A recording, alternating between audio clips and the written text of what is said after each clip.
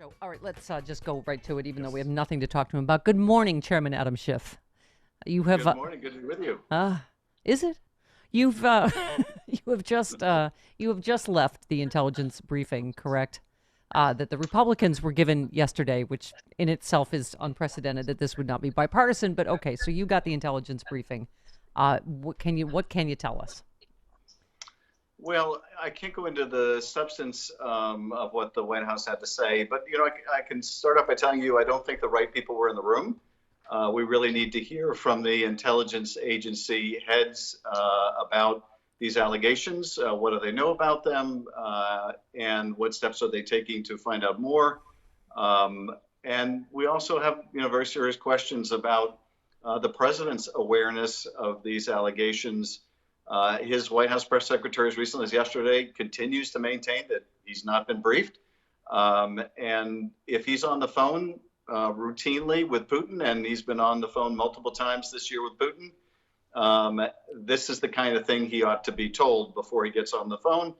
It's the kind of thing that he should be told before he invites Russia back into the G8, as he's been trying to do.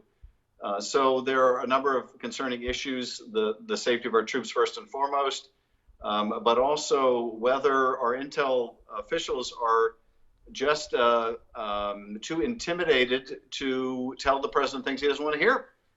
It's important that the commander-in-chief know if there's a threat to our troops. And so a lot of unanswered questions, hoping to get a briefing for the committee, as well as a full House briefing. That's the problem, right? With every story. How many times have we had this conversation through impeachment, through Ukraine, for the initial Russian interference in 2016? I don't know which version is worse. Do you? I mean, that he doesn't read the presidential daily brief, that he was briefed as the latest reporting a year ago by John Bolton, right? If it was this past February and he's still done nothing, and I still don't think he's condemned Putin or talked about what's going to be done about this, has he? No, he hasn't. I mean, this is the astounding thing. There's certainly a problem if the president hasn't been briefed. There's a problem with the president's whole posture towards Russia. There's a further problem if the briefers won't actually tell him things he doesn't want to hear. But it's astounding to me that even today, after this has been so much a matter of public discussion, that the president still hasn't addressed it. He's basically using the same response he gives to the pandemic, which is, I take no responsibility. And when we're talking about force protection, we're talking about potential bounties on the head of U.S. personnel. That's something that the president needs to be briefed about, needs to take action on if it's verified. And his continued silence on this is just inexplicable. Well, as you tweeted, if he was briefed and still wanted Russia back in the G8, that's even worse. I mean, it's every story involving him, Chairman. It does get even worse, doesn't it? I mean, everything you found out during impeachment. John Bolton, who I know you're very fond of, said that he briefed him a year ago. That he told other people that he briefed him a year ago. So this would be a year sooner than the president reporting. What do you make of that and the latest reporting? I mean, there obviously, this has been not just one outlet. It is multiple sources. It is multiple news outlets, correct?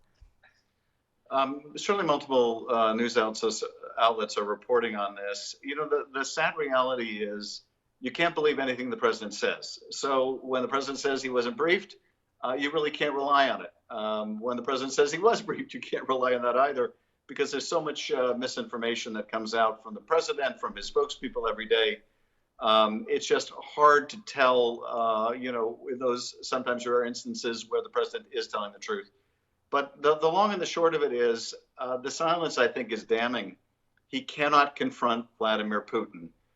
He just can't bring himself to do it. And one of the things that I think was really echoed in some recent reporting is that the president just craves approval from these autocrats like Putin, like Erdogan, like Xi. And I don't understand it, except that he views these autocrats as fellow travelers. Yeah. But I can tell you it's not in U.S. interests. I know, because you're you and I'm me. You don't throw words around like treason. But it occurs to me that John Bolton is equally, whatever you want to call it, complicit, if in fact that is true, that he knew this and briefed the president a year ago. These are our troops. These are American troops. I have to get your take on Bolton on Meet the Press saying, the House impeachment was, what did he call it? He disparaged it, obviously, called it, malpractice. And he said, oh, Yes. if I were them, I'd be casting blame on other people, too, because Yeah. because people like him didn't testify. So he Well, blamed you. this is the thing that Bolton has a hard time explaining because it really is inexplicable.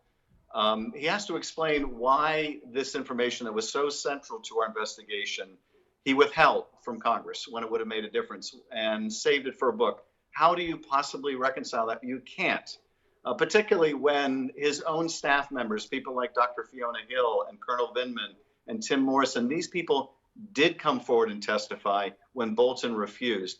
Now, at the time, Bolton said, if you subpoena me, I will sue you in court. We would still be in court with him. We're still in court with Don McGahn after we subpoenaed him a year ago. So how does Bolton explain that? He really can't. Now, he can attack the Democrats. He wants to preserve some standing with Republican non-Trumpers. That's presumably why he's attacking the impeachment. But the bigger problem for Bolton is at the time he was saying, it would violate potentially my oath. This is what his lawyer was saying. It might damage the presidency if I were to speak out about those things. But apparently those considerations don't add up, against a book advance. Yeah. Because what he apparently was prohibited from telling Congress, he can tell us in a book if he makes enough money. Chairman, how do you feel personally, though? I can't. All this latest Carl Bernstein reporting, everything in Bolton's book, it's everything you said on the floor of the Senate. The president could not be counted on to do what's right for America. He was only protecting his own interests not just Bolton, everybody was alarmed at his calls with foreign leaders. This story in itself, as Speaker Pelosi said, any version is bad. If they didn't tell him because they were afraid he would tell Putin, we're in a really perilous situation as Americans, aren't we? He is the national security threat. Well, we are in a really perilous situation. And you're right. It gets back to something that we proved during the trial, which is basically the central theme of Bolton's book, which is Bolton said that he didn't see essentially a single decision, national security or foreign policy, that was made on any basis other than what was in Donald Trump's electoral interests, not what was the national security interest of the country. That was the point we were making during the trial. But I'll tell you even more graphically, were the allegations that it wasn't just inviting Russia to help him in the last election or coercing Ukraine to help him in the next election. He was also begging China to help him in his next election. And I do remember posing the hypothetical during the trial, what if China were to help the Trump campaign, either overtly or covertly? Yeah. Could we count on Donald Trump to call them out on it or to give them a better trade deal because of it?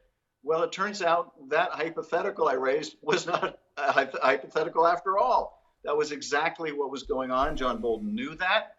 He wasn't willing to tell the country or the Congress about it until he could profit from a book about it. And he'll have to answer to history for that. But, it's certainly everything that we elicited during the trial and certainly what Bolton has now acknowledged demonstrates what a danger Donald Trump is to the country because he will not protect our interests. He certainly won't against the interests of Vladimir Putin. I swear you need a cut of all these books. You need to be like, I said that. I wrote that and I said that first on the Senate floor.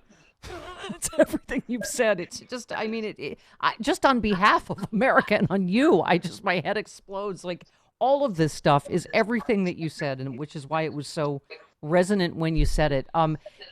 You were also talking about it's not just Trump, it's all his enablers that these childish Republicans on your committee haven't even gone to intel. So let me get this straight. The president doesn't read his briefing and House Republicans don't go to the intelligence briefings, right? They've skipped all but one of your meetings since Congress went into coronavirus lockdown.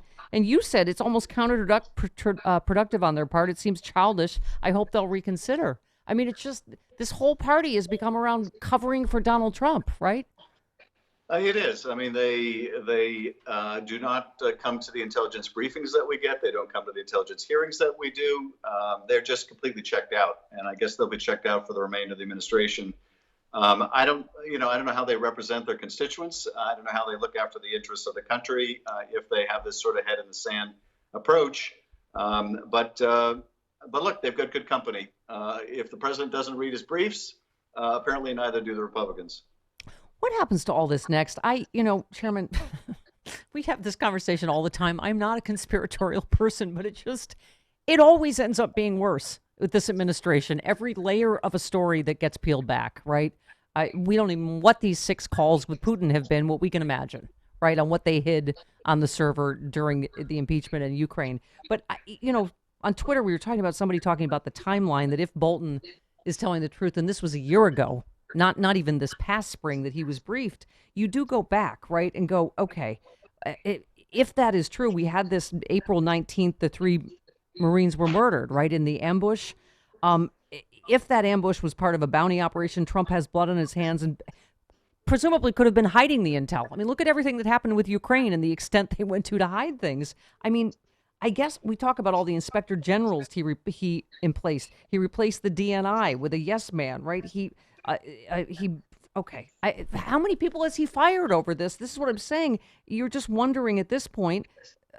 Aaron Burr gets targeted by Barr. You were tweeting about Barr and how he just does the president's bidding. All the clandestine Putin calls and meetings. So the fact that he blocked the DNI threat assessment from coming out in March for the first time in 14 years, we need a full investigation again, don't we? So what happens now with this whole story? Well, we're going to bring the intel agency heads, we hope and expect, to testify not just before our committee, but before the whole Congress.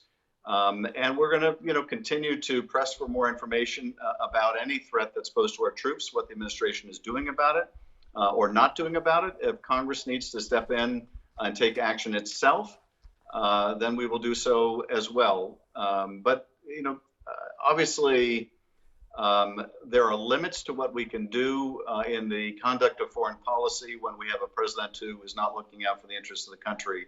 And we have to ultimately make sure that the mechanism for the ultimate accountability in November is the one that works, because I shudder to think of what the nation would look like if it has to go through another day beyond this term of Donald Trump. Yeah. Well, and by the way, you tweeted about Barr seeking to discredit the votes of millions if it will please the boss. That is, I would have to say, the number one concern is a free and fair election. So, thank you for pointing that out. And that is the thing that I feel like we need to just keep fighting that fight. I mean, clearly the vote by mail is something that scares the hell out of them, because I guess they haven't figured out how to suppress that vote, right? I mean, it is so critical this time. I'm sorry, I'm just getting a note that I'm going to need to go to vote shortly. Oh, I bet you are. But Stephanie, this is really what keeps me up at night, which is that the president is right now discrediting the votes of millions of Americans by taking issue with absentee ballot voting, which he relies on, as do millions of others, and millions more will, of necessity, have to during the pandemic. And I worry about Russia watching this and amplifying, potentially in the fall, his attacks on our voting process to create doubt about the result. What we can do, each of us, is make sure that every American is registered to vote and that every American turns out and votes on Election Day. Quickly, I know you have to go save America, but thank you for the legislation to provide free face masks to Americans. That's all we can do, is step in where this giant void of leadership is nationally. Thank you. Wear a mask. I hope this bill passes. We've got to do everything we can, right, to get people to just to do what they should be doing, that we're not getting leadership on the national level. Wear a mask, right? This is something we can all do. It's cost effective. It slows the spread. It saves lives. It's a no-brainer. And only in Trump's Washington is something recommended by all the health experts somehow now controversial. This is what we can do. And we see that map getting more and more red in terms of viral count all over the states. And this is something that we could do to protect ourselves and our loved ones. Yep, we got to do it ourselves, including vote. Chairman, please go vote and save America now. But thank you, Thank you. for taking time. Great to see you. Thank you, Chairman. Be well. All right, 49 minutes after the hour. Oh, that guy. How if we had 100 of that guy, right? We need more of them. Okay.